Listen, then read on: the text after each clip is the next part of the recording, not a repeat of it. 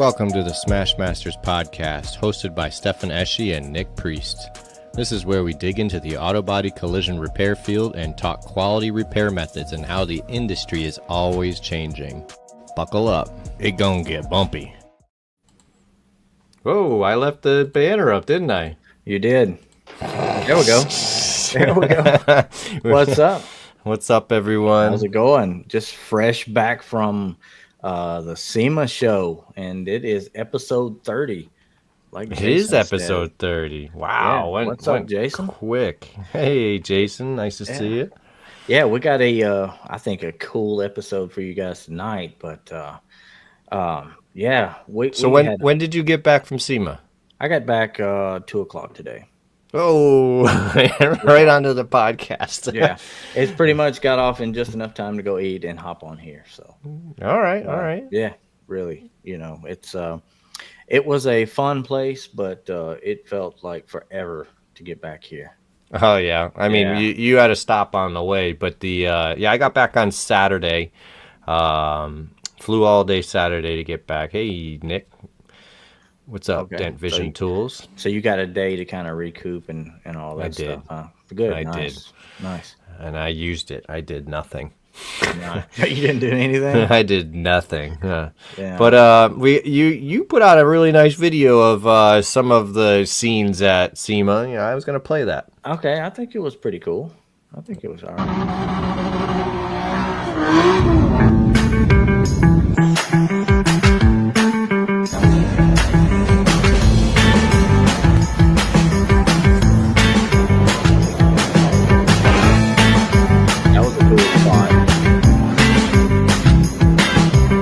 I've been there.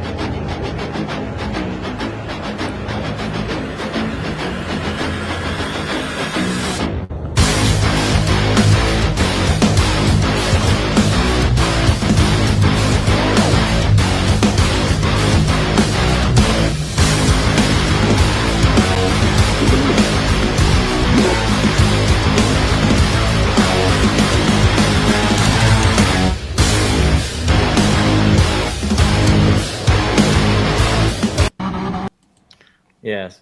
Yeah, you did a good job with that video. That was really nice. It's real hard to kind of fit SEMA into a video. Isn't it? You almost can't do it. You can't. You can't do it. So. Last year I made like 4 or 5 videos. They were all like 10 minutes long, and it was just endless. I mean, it's overwhelming how much there is. What's up, Eldar? We was talking about you before the show, buddy. How are you doing? So, before, hey, Keith, we saw Keith there. It was good to see you. Before we get back into it, I wanted to show what we were doing. We were actually in the Cam Auto booth doing a lot of glue pulling demos. And so we did a lot of what you see right here. Here we're using a lateral tension system. Some major damage to the top of that door. It's on a door stand. Yeah. Pop that body line right out.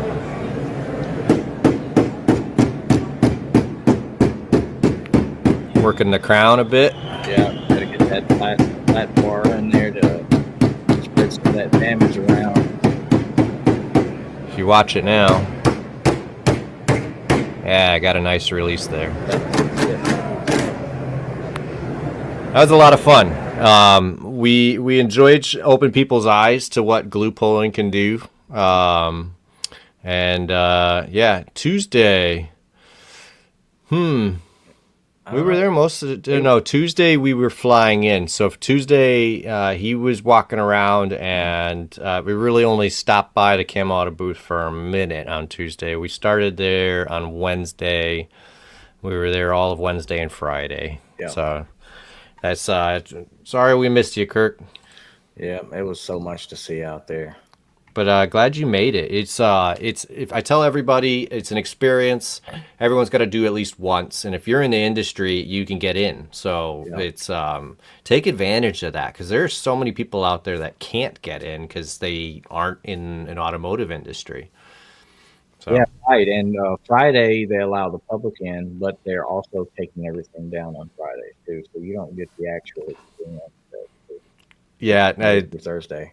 I'll tell you, even I watched people just not work the booths on Friday because they Right. called it. I think I heard somebody calling it window shopping day. Yeah. People just walking through. They're Walking, not going to grabbing buy stuff, and anything. So, just walking off. So so it's not generally the focus of the booths. But yeah, no, if you can go head to it, it's worth it, and you can't see it all in one day. It's 4.6 million square feet of mm, booths. Talk about getting your steps in. right. And Metal Workman over on Instagram says he has to go next year. Yeah, We it's got a it's worth lot it. of steps in this time. It's absolutely worth it. And I'll tell you before I'm a little plug here. Brunt boots. I wore my Brunt boots the whole time. My feet felt fine. Nice. If that's not a good test of those boots, I got to tell you, I can't think of any better way to test those boots than That's walking good because SEMA. I had shoes and my feet hurt.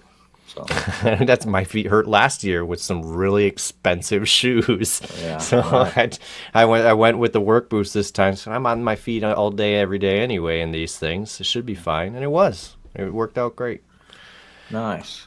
There's a good plug for you. So yeah, we got a great show tonight.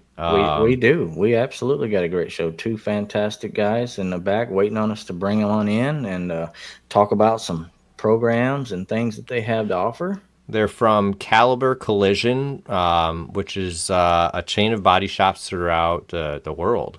Hmm. And it's we really wanted to find out more about their apprenticeship program because we're constantly getting questions on whether people think they say, should I go to trade school?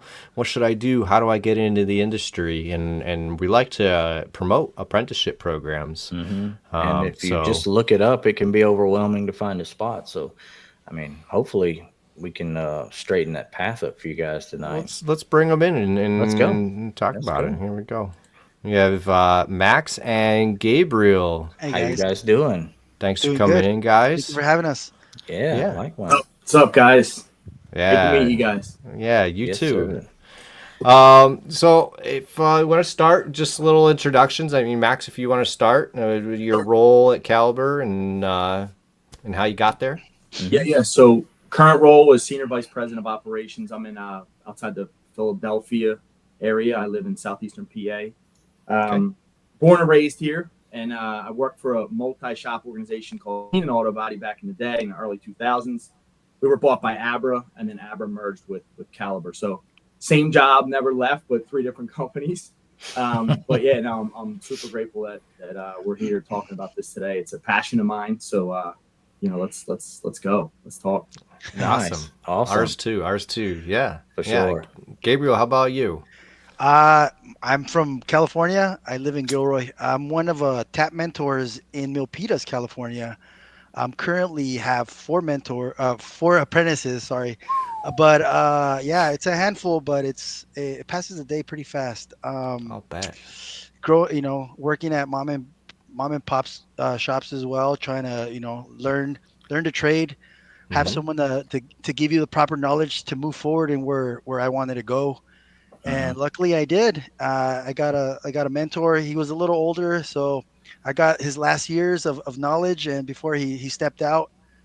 And I was working for a mom and pop store again, and fixing these totals, trying to save money, trying to keep the money flowing in when there was lack of work going in. So my brother works for Caliber, and he asked me, "Hey, you should try out Caliber. These guys, they're fair. They're a corporation, and Hmm. they, Hmm. they they go by the book. So whatever you do, you get compensated for." That's something that really intrigued me because I was kind of uh, fed up with doing freebies to get accept jobs. Yes. Right. Right. Yep. Yep. From a text standing point, there's it gets frustrating. It So does. working with Caliber, everything that they ever told me, they've delivered. Yeah. And yeah, here as a tap mentor before I became that, COVID happened, and there's a lot of quality control going on. And luckily, I was a lot of the techs were being audited, and in the process of taking pictures, writing supplements, and doing all this type of procedures to get the job done properly. I Mm. was audited in one of a lot of the files, and I got a lot of kudos on follow up on pictures and supplements and clips Mm. and so forth and so on to charge for everything that we had at the moment, because COVID, it was really difficult, and this opportunity came up, and here I am. Oh, nice. That's So, great. Caliber, you don't just go to one spot and then just stay. They actually work with you and move you up and help advance through, help you go wherever you feel like should fit in that kind of place, right? That's how you kind of got to the TAPS program, I'm sure. A culture of growth, Yeah, you culture feel? of growth. Okay. Yeah, I yeah, That's like it. great. That's great because that's. I mean, we were talking a little bit before the show about this, but it's easy to get stuck in a certain area of the trade, especially Hmm. when you're starting out. I mean, if you come in as a great employee and they put you into detailing and you're the best detailer they ever had, well, you're gonna have a hard time convincing most shops to move you up past that point because they like you in that detailing role so He badly. needs it. Right. that's So correct. glad to hear culture of growth is very important It is. I think so. I for the think so young too. ones coming in. Definitely. I Nice. mean, so I both Nick and I didn't have any sort of apprenticeship program starting out. So Mm-mm. we wanted to get you guys on to talk more about it, about the people asking us questions. So it's called a TAP program. Yes. Can you tell us what that stands for? Technician apprentice program. Okay. Okay. Okay. And can you tell us a little bit more about like what daily, like when somebody starts, do they go right to the floor, or is there a classroom setting? What is? So normally, all calibers have an apprentice program depending on the technician that's accepting the apprentice. Hmm. Okay. And before we hire the individual, we have a one, we interview the person, make sure we have chemistry, we have understanding, we know what the goals are, we know what the safety requirements are, everything that needs to be had, to be a part of the team, because we don't try to do things halfways. We want to make sure we can trust the people that are coming into the program. And Mm, with that, we go to safety. I like to teach them safety because I want you guys, Caliber says it's our motto, right? We want you to leave the same way you came from home. Yeah. yeah. So Absolutely. Yep. yeah, we usually do that. Depending upon the workflow too, right? If we got a lot of work, uh, there's a lot of guys that are really new, and those guys are really good at learning more because their cups empty of knowledge, and it's Hmm. easy to teach them the right way because they know any other way.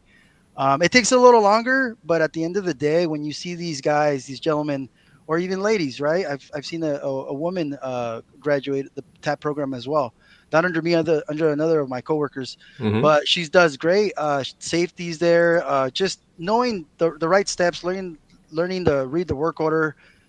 Some people don't know how to read work orders or identify parts. I Hmm. kind of broke down a system as far as like this is a pretty interesting and useful thing for all mentors too. I use a coloring system on the work order, so I highlight. It doesn't matter the color. I like highlighting green with money, the repair. The highlight yellow is the subject, blue is the R&I, and pink is replace.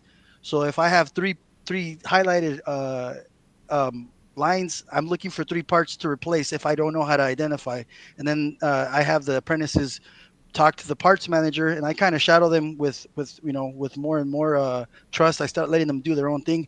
We start mirror matching before we accept the part that's damaged, or Mm-hmm. negotiate things where we're at that moment. But learning how to identify the things that are needed versus the things that need to get repaired, or depending upon the job. But yeah, we Mhm. we Yeah, for usually sure. walk these guys through everything. Okay. Okay. Yeah, I Um, can add a little bit to that. So Yeah, Yeah. absolutely. Absolutely. for the TAP program, there's 13 competencies. It starts with safety being number one. Yes. Each competency has 5 lessons within that. So there's 65 lessons built out of 13 competencies. And Wow. it's not a timed program. Like you're not in the program for 10 months, 12 months. It's until you're competent, Mhm. right? So we kind of have some Oh. stop and goes where like at 90 days, if it's not working for us or the teammate, we kind of have the conversation of like, hey, do you think this is for you? If you think Yeah. maybe we want to take a different role in the shop. But I want to make that part clear because it is very structured with the competencies, Yeah. and it's not time based. So as long as the teammate needs to learn that competency, they're allowed, obviously. So if somebody's And, really catching it nicely and they just excel through the program, it could be nice Exactly. and short. Yes. It's funny. Nice. So when we Okay. first launched the program, like officially, Yeah. we had guys fly right through it because they were already shop guys that were just morphing into. They were like shop helpers that now had a structured way to get through the program. Great. So we had guys graduating and girls in like 6-7 months. Mhm. Now the average is like 14-ish, and it kind of keeps creeping up. To be honest with you, but that's okay. We're okay with that. There's no rush to get these teammates and apprentices through. And these people are like brand new, never touched a car before to all works of shop life, right? It doesn't really. There's no. Both. Yeah. Yeah. There's no subject to that as right. Yeah. From what I Yeah, understand. we accept it that way. We also have people coming out of tech schools. Technical high schools is something that I'm super passionate about. Like we go and talk at as many of the tech high schools as we can to preach that this is an opportunity for the teammates. Like if you have an opportunity to go to a secondary tech school or go into an apprenticeship program, obviously the faster track, the better way would be go into an apprenticeship because you're going to get paid to learn. Yeah. You're going to get tools, and you're going to be real live shop environment, not in a controlled environment with a car from 1982 or whatever. And no new parts. Yeah. No new Yeah, that's right. Yeah. Right, Okay. exactly. Which I can say that was my trade school experience. So 80s cars, no new parts. Didn't learn anything except how to weld. Right. So that's That's it. a lot of what we hear, But you also asked if people come right in off the street. They do, but a lot of times we'll hire them as a detailer, as a shop helper, just to make sure that they're comfortable in the shop environment and that they come to work, that they show the work ethic that obviously we need. Yeah. I'm glad we- you brought that part up. So you make sure that they're kind of fit for this That's good. this shop environment before you just throw them into something. Yeah, and create a relationship with guys like Gabe, right? Like to make sure that it's going to work and it's not just an interview for 20 minutes that we have to meet one another. Yeah. Yep. Right. Oh, that's great. Yeah. So how did this how did the Caliber program like start? Like what made Caliber say we need a this TAP program right here? Yeah, look, tech shortage, right? Let's just start there. Sure. We all Okay, know yeah. there's a shortage of technicians. I think Tech Force said 30,000 techs short last year, and that's going to triple or quadruple over the next 5 years based on the average age of a technician increasing. So techs are aging out. Not enough people are coming into the industry. So obviously Caliber, with our scale and size, we're feeling that more than anybody because we're opening new facilities and we don't have people. So Right. we all markets, we're kind of a collection of acquisitions in a way, right? We have new greenfields and brownfields, but we have a lot of like platforms that have come together to create what Caliber is. And we've all had some type of technical training going on at some point out there. But around 2021, we realized like, look, what we're doing is not effective. We need to come up with like a federalized plan with resources from Caliber, money from from our corporate, and that we were able to actually build something that we could all get behind, we could all agree on as operators, and then we could go out and start rocking it. Which I'm super proud to say that that's what we did. And we had, I think our first year we had 250 graduates, and last year we had over 1,000 graduates. Wow. Come out of this program. So, and we have 1,842 ish training right now. Yeah, Wow. pretty incredible, man. Like I couldn't yeah. be more proud of what we built with this. Is that just the U.S.? Yeah, we only have shops in the U.S. currently. Okay. We're not in Canada or Mexico or any of that yet. Okay. That's Something I didn't know there. Yeah. Well, if you continue that trend of, went to 1,000, now almost 2,000, you're looking at almost 4,000 next year projectively. I mean, it could possibly be some of the numbers that you're looking at. With the truth growth. is, where we get hung up is having guys like Gabe, right? That have the will, the skill, the temperament to cultivate another person. We're changing lives. This isn't about just, solving a tech shortage or whatever. We're changing people's lives every single day. Right. And, Right. it takes a certain type of person to do that. Caliber as a corporate, that's great. We have the program, but without guys like him, it's not gonna work. We need guys that are willing to do this thing. 100%. 100%. I mean, I can tell you the culture when I was starting in the trade was not a culture of growth. It was a culture of I need to get this job done now, and you're annoying me, kid. So get out of my bay. So Sounds familiar.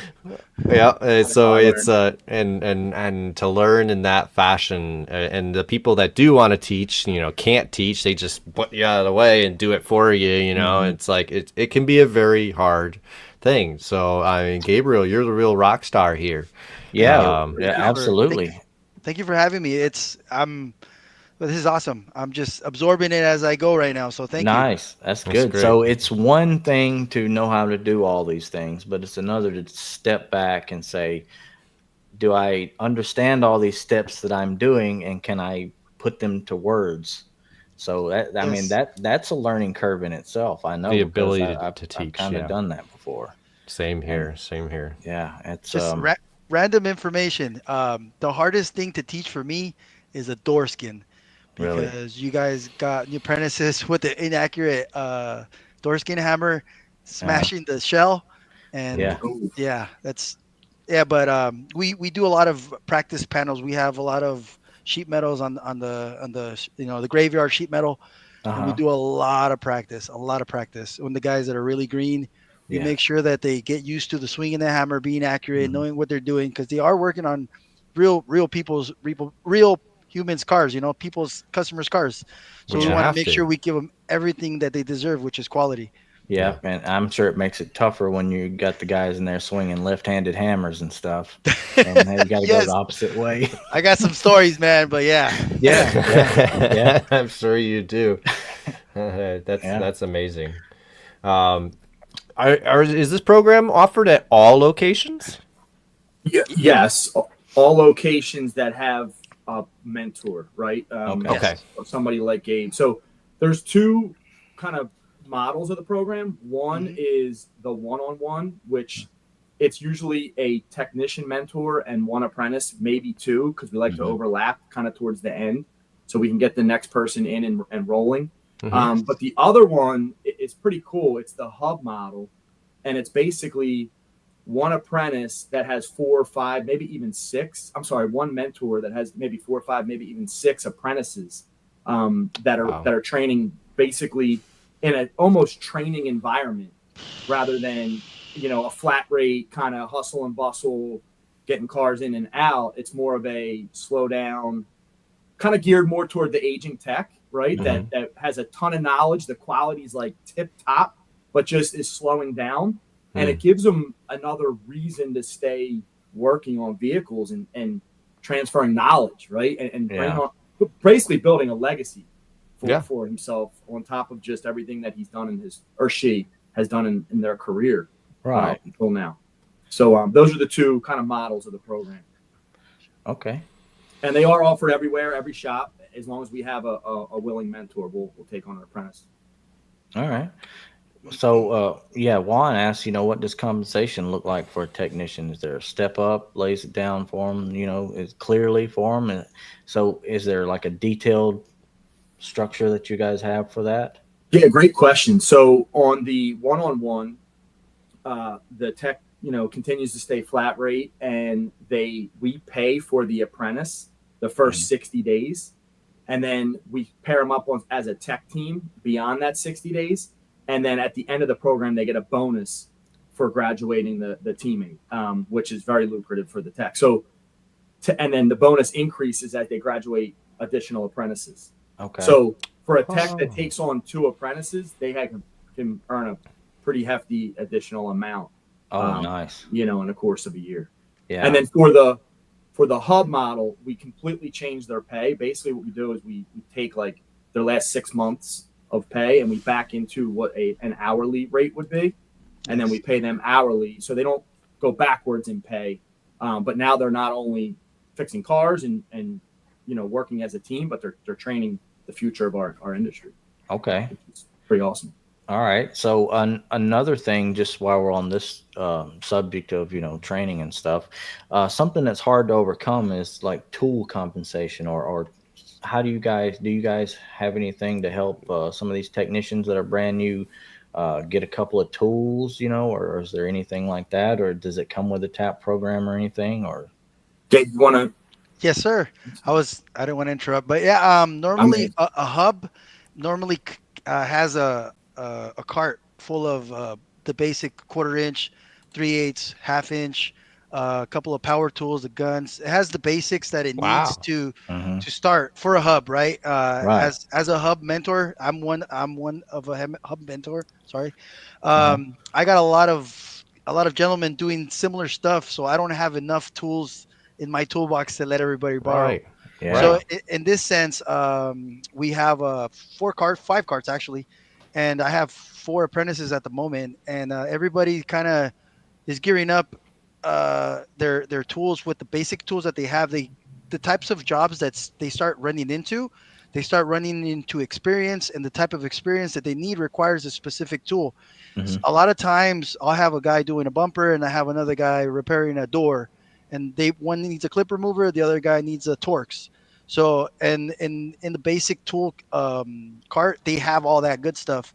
As they start increasing their knowledge, they start realizing what I'm doing, a little bit bigger jobs, and they start getting more interested in conquering those type of jobs. So they get motivated. They're being paid as they work.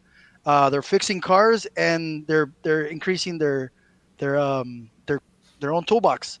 With that, I believe, if I'm not mistaken, Caliber does provide and I believe it's 1,000 or 1,500. I'm not sure exactly of snap-on tools. It includes Blue Point and snap-on tools, just the basic essentials for your own personal tools. The cart that we have, as soon as the gentlemen graduate, they stay here with me, and then they move on to a location close by their house to create their own life. Okay, so it is a position. Once they graduate this program, they get a position in a Caliber, so they get a guaranteed That is correct, position. 100%. That's pretty cool. Nice. As long as they graduate the program, I mean that's the purpose of making these gentlemen technicians.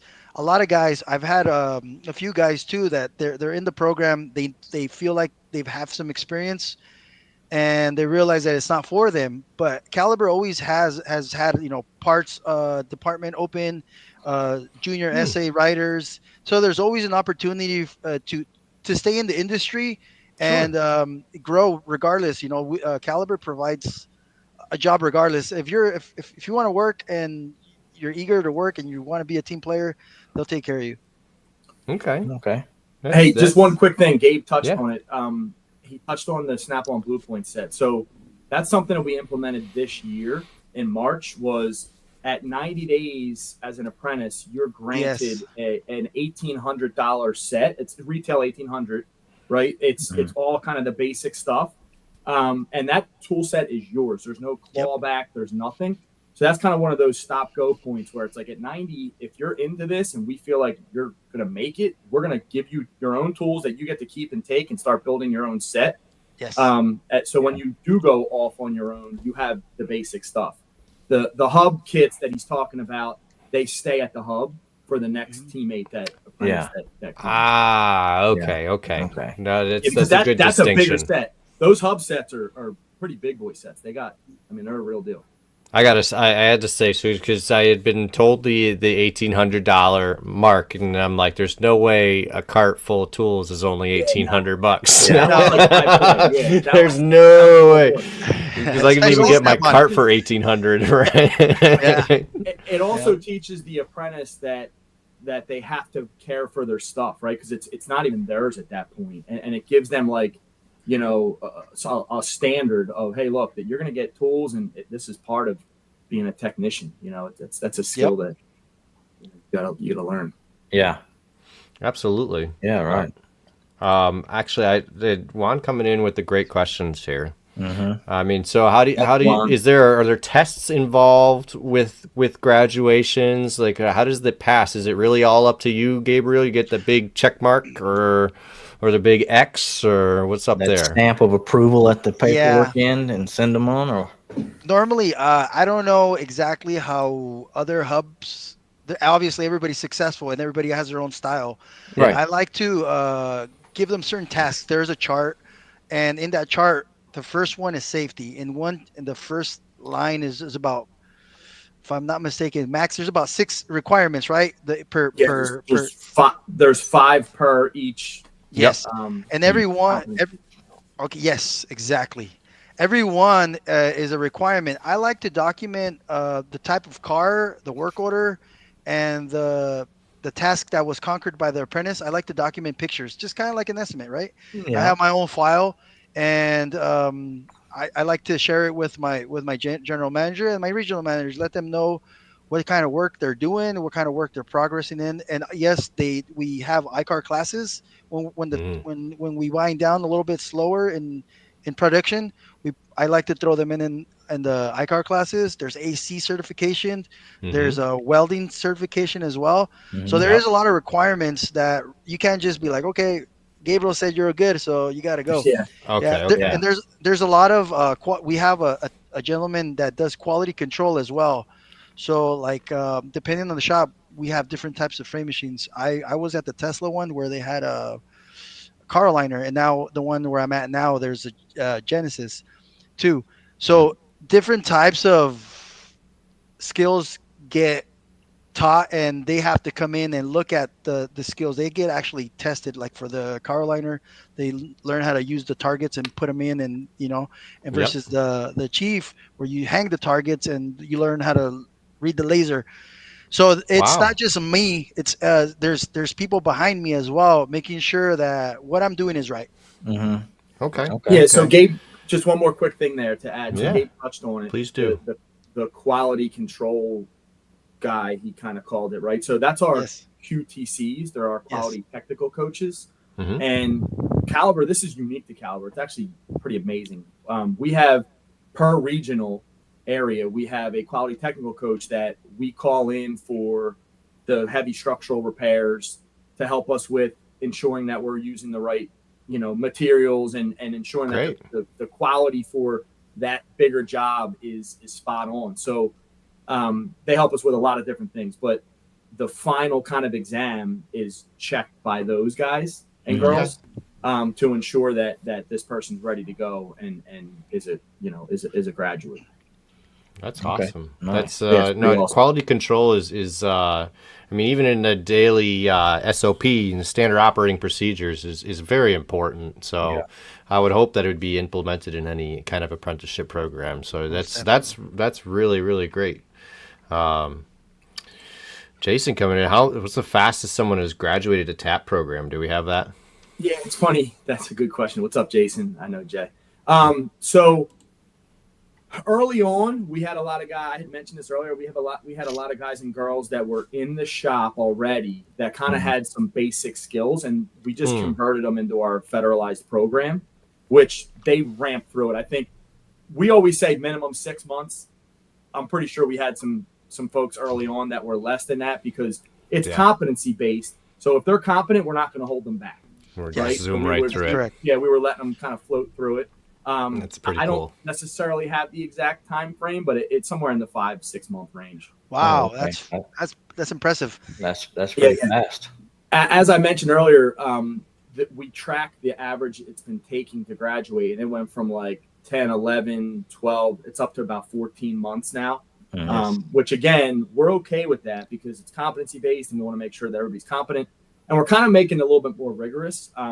For a while there, we were having trouble getting the weld test done because ICAR was behind due to COVID and everything like that. Yes. Now we're forcing that forward, and it's caused a little bit of, of time, to get that done. So that's pushing us back a little bit in graduations. But I mean, I know ICAR's getting better with that, and we should be called up hopefully soon. Yeah. So you got not just men, young men, but you got young women in this thing too. I know Caliber, has a bunch of women coming out. You were speaking about that earlier. What is the women? They dot the I's and cross the T's, man. They do. Yeah. They do. Women do a really good job in the collision business. I got to say, Yeah, pretty amazing. Well, very clean. Clean and organized. Yeah, you'd be surprised. Yeah, it's. Oh no, I know. My best apprentice I ever had was a girl, a 17-year-old girl, Megan. She's the best apprentice I ever had, and I had a good 4 or 5 of them throughout my career. Nice. And she was the youngest as well. Go ahead, Max. That's amazing. Yeah. No, I was going to say the last stat that I had seen, we were at 5% female apprentices, meaning that, on 1,800 apprentices, you're talking 80, 100 females, which is. That's amazing. It's kind of cool, and we see them out there. Like, we have stories out there that are amazing. I always say, like, it's not just about the creating talent and more labor and all that. It's like every single one of these apprentices has a story, and their stories are amazing. And, they get paired up with guys like Gabe, and they're just building their legacy. And you're not just talking about, actual women technicians out here. You're not talking about office work or anything. We're talking about the apprentice program. That's it. That's awesome. Yeah. Out on the shop floor. Mm-hmm. Yeah, man. That's very we love it. I love seeing it too. You walk into a shop and you have a female in there banging away and doing the dents, and it's like, great, let's go. Yeah, and making some of the guys look bad, I'm sure. There was a girl, and we're at a Tesla facility, and she was one of my teammates, apprentice, and I didn't know. I thought she was a tech, but I was the hub. He was the standalone mentor, and you know what? Also, too, the one-on-one and the hubs, they both have different types of flavors to, the pros and cons, but more pros than anything. The one-on-one, you just focus on one person, versus the hub, you got a group of people and different types of levels as well. But yeah, these women, they deliver. Oh yeah, for sure, absolutely. For sure. No, Absolutely. it's absolutely great. So I mean, getting back into what somebody can expect out of this program. You guys have non-competes, so if they go through your program, are they stuck in Caliber? Or I say stuck, but you know what I mean. Yeah. It's funny. The answer is just flat out no. But to your point, right? At Abra, we had something where we gave tools, and there was a clawback if they didn't stay for so long, and all that stuff. What we do have is we have a bonus for the apprentice at the end of their first full year post graduation. Which is pretty awesome. Incentive to stay. We hope that they use it for tools, right, to continue to build their tool boxes. But at the end of the day, it's cash. So it's more of an enticement than it's more of a positive than a negative, I should say. No, there's a certain respect to that because I mean it's the culture of we're a family and everything is a little bit played out, and we're there to make money. I mean, that's why we go to and work. If we didn't need money, we wouldn't be there. So to incentivize them correctly is very good. Really appreciate that. I mean, it's Caliber has it set up a lot better than the way mine was structured. Lots of data for saying it. Yeah, there's a lot of that thought process before it was launched for sure. It sounds like David's still in the industry, so that's a win, right? Let's go. Yeah. Oh yeah, he is, and he's here every week. So he's a big supporter of us. So Yeah. Mhm. we appreciate that. Shout out to David. Yeah. So, I mean, do you guys have you had any input in like transitioning some of these programs, or like if you see something that isn't working, maybe you change a little bit of it or anything like that? I mean, how does something like that work? If I know you've transitioned over the years to take all Sure. the data and make it better. So I'm the operations executive sponsor. A lot of air quotes out of me today. I don't know what's up with that. Sorry You're about that. good. But I am the operations executive sponsor, and I'm the operations representative on our TAP steering committee, which meets every 2 weeks. And we review everything TAP. We have a scorecard. We look at all the data points, right? And it's a continuous improvement mentality on the program. Like just today, outside of the SteerCo, we created a kind of a postgraduate next level part of the training that it's not built yet. We're in the process of building it right now, but it's likely going to kind of look something like a portfolio that you build as a graduate over the next 12 months with repetition and take photos and kind of build your what you've done, if you will, into a file. Yeah. And our QTCs are going to be involved. But again, that's just something that came out of a couple of weeks ago that we're currently working on today to tell you a little bit about how we're evolving it and continuing to evolve the program. Yeah, there was a question up here earlier about the backgrounds of QTC. From David again. Yeah, they're not. These guys aren't just some random people you found. They've actually been a part of the industry too. I'm assuming, right? Or am I wrong? Yep, they're all master technicians that came off the floor. Actually, when we launched the program, it stung a bit because we pulled like some of our best techs off the shop floor to create this QTC role. Yeah. And the techs obviously loved it, right? Because it was something different for them to go and do besides fixing cars. But it did hurt taking a lot of those guys off the floor. Like the ones that I know are probably some of our best technicians that we have out there. Yeah. But they're the right people for that job. Absolutely, for sure. And are they local QTCs, or do they travel around to do this kind of stuff? They're local. We do have virtual ones as well that just Okay. kind of look at from the background, the photos and the documentation stuff. But we have both. But the ones that we're talking about are local. They're at the shops. An interesting way to advance your career after spending years in the industry. Both to become like a trainer like you, Gabriel, or a QTC, going around and checking work. It's hard to look at this trade and look at something beyond it, whether you continue as a body technician forever or whether you can turn that into something else, whether it be a management role or an estimating role or whatever. But That's right. a lot of us don't want to go that office route, so I like what you've done there, Gabriel. Yeah. That's a pretty cool path you've chosen to take on. Personally, my social media, it's probably what keeps me going with it. I don't get any money from it, it doesn't matter if you got 100,000 followers. There's not really much money in it, but it's not about the money for me. I get messages, I don't want to say once a week, but it maybe averages out to that, where somebody thanks me how much my videos have helped them learn and stay in the trade and stuff. And Jason, who keeps popping up here, he's in contact with technicians all the time. He tells me he hears it nonstop about me, and that's just crazy to me.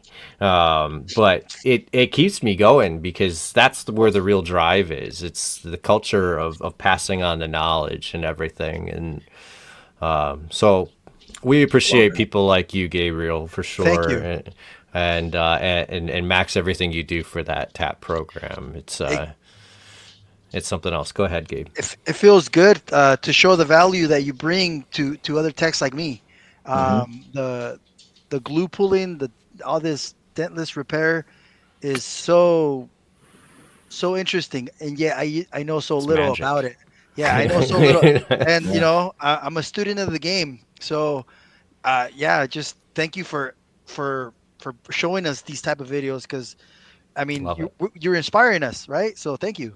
Yeah, no, It's cool stuff. it's definitely and I feel like we're building community as well. I mean, there's a lot of negativity if you go onto these Facebook auto body groups, and A it's lot Everybody of knows just something. negativity out there. so I mean, for the more of us that connect together, that are part of the non-gatekeeping community and really positive about the industry, it's the better, Yeah, so talking about new ways and techniques. I mean, you guys are obviously implementing some of the new ways and techniques. Your shops have Kiko glue pulling systems, and you're looking to, I'm sure, add that into every shop because that's going to be the future, right? Is that Love the glue pulling. It's an amazing way to repair. So yeah, I don't think the 100%. painters are gonna like that. Oh, you'd be surprised. Yeah. Oh, really? You'd be surprised. On a They- 4-stage or 3-stage? You're reducing repair areas. You're saving blend panels. You're keeping your repair away from the next panel that you're not blending to. I mean, there's my painter and I get together or work together very well. Okay. And I mean, to the point where my painter comes to the front and helps me put together cars when he's got nothing to do. Have you ever heard of that before? Right? I hadn't. Yeah. yeah, right? Yeah, so no, the painters are big fans, especially when you start getting to the level. I mean, we're talking glue pull, but I mean, we can use push tools as well. I mean, these aren't PDR tools; these are dent fixing tools. So whether you're finishing them with new paint or not, that's up to you. Yes. Absolutely. So you start getting into the push to paint stuff. You're cutting out primer. You're cutting out mud. There's a lot of benefits to learning these new techniques, and there's a learning curve. I mean, I tell everybody there's a learning curve with this stuff. Yeah, there's Maybe a we learning can make curve. it a competency for TAP. Right? Glue pulling. Wouldn't that be great? That'd Dude, be- Wouldn't that'd that be be good? amazing. Sign me up. Yeah, that's Right. it. That's- Yeah. That's it's the way it's going. It Yeah. really is. Use a push tool techniques, and glue pulling is on its way fast into everybody's shop. I think Better, faster, cheaper, right? Yeah. Yes. It is. Yeah. And you can take some of these push tools and knock out some dents and have it ready to go way faster than you can sand it down, wipe it with mud, and prime it. Let Much it faster. cure. much Yeah. faster. Mhm. And faster means more money in our pockets, So it's That's true. like we were saying, that's the real motivation there. So Yeah, absolutely. glue pulling is helping us get the body work done faster. It absolutely is. It just, like I said, there's that learning curve. I mean, no one was born to knowing how to do mud work, or metal work or anything we do, painting. There's time to learn. I tell people, I gave it about a year of doing repairs normally, where I felt efficient with the glue pulling after about a year of using my repairs. If I was in my current shop doing that, in my current shop I have a repair planning area that takes apart the car for me, and I've got a technician who puts them together for me. So all I'm doing is repairing. And if you had given me that situation, I'd say 2-3 months would have been efficient. So it's just about getting the time and doing it. The push tools is a little bit different route. There's some specialized training or practice involved with that. Hey, Randy, thanks for coming in. This is a great topic. I love it. Just so everybody knows, we've been working on this episode since July. Since July. And so we've been really excited to bring this topic to Yeah. Well, we're grateful. Gabe and I are grateful to be here. Yeah, thank you for having Thank you us. Yeah, it's great. Well, I mean, if we can leave people with any kind of idea, is that we believe in apprenticeship programs and a culture of growth. And it seems like you guys are doing a good job with both of those Absolutely. things. Absolutely, you guys are Thanks for killing saying it. that. Absolutely. And the comments are just rolling in. Yeah, right. I'm having a little bit of a hard time keeping up with some of these over here. Yeah, well, we knew it would happen eventually. So, Yeah, I especially mean- with this episode. Yeah, it always does. But I mean, a topic like this, with masters in the the trade themselves, you know, the ones pushing it. That's totally different. That's awesome. You guys doing what you do. Like I Thank you. said, and I'm sure that you guys are constantly evolving this and looking at, you know, continuing to look at data points and make this stuff better and as fast as you can. I mean, there's so much new stuff coming out, new cars, and new cars means new ways to repair, and you know, it's just More training, more New it just tools. yeah. Who doesn't love right, new tools? right. Yeah. I Is think there I mentioned anything? earlier? Go ahead. Yep. Go ahead. No, you first. Go ahead. I was saying, I think I mentioned earlier, we did just launch, and I know we're getting off topic a little bit. We did just No. launch the estimator, the service advisor program. Mm. It's a 6-week program. It's pretty new for us, Yeah. but I got to tell you that like we're taking teammates that have little to no industry knowledge and putting them through a 6-week training, and they're coming out actually better estimators than a lot of our tenure teammates that have been writing for a while because they're learning. I think you said it, Gabe, like they're starting with an empty cup. Yeah. Right? Yeah. They don't know what they don't know. So we're just Yeah. teaching them, and then they're doing it right, you know, Yes. and they're doing a really good job. So that's pretty awesome. I know there's AI coming out and that, but at the end of the day, a good service advisor is going to keep a good technician around. So we know that, and Absolutely. we learn that as we continue to build the body technician side of the business. We realized that there was definitely a need for good service advisors to feed them.